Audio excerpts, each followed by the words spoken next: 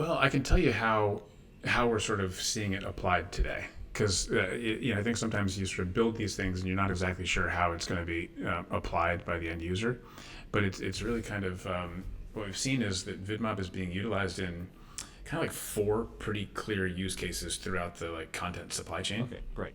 So the first, and I think this sort of is to kind of what you're talking about, is up front in sort of like creative planning, where people are actually thinking about campaigns.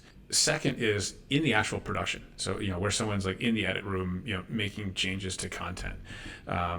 We're actually, we'll in about a month launch a plugin that will sit inside of the Adobe creative environments, inside Illustrator, Premiere, and After Effects.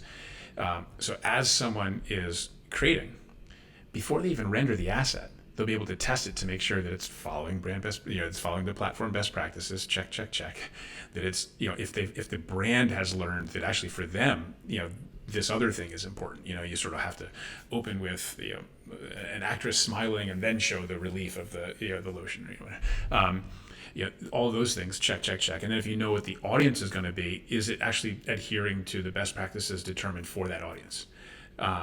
So that you actually can't even render content until it's now compliant with all these sort of data-driven rules. And what that does then, it just like up-levels all the content that's coming off of the sort of production lines, and that by the time media catches it, they're not in the world that they've always been in, where they're catching a bunch of things that aren't really fit for the plan, that aren't really designed for the channels they're going to be on. Like, they just sort of eliminate all that.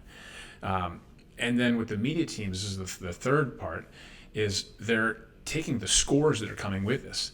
So they know that if you have two assets and one has scores a 10 out of 100 for Pinterest and the other scores a 90 out of 100, well, you know what? Let's just make sure that other one is getting more dollars behind it than the other one, because it's we've shown that this ties to performance.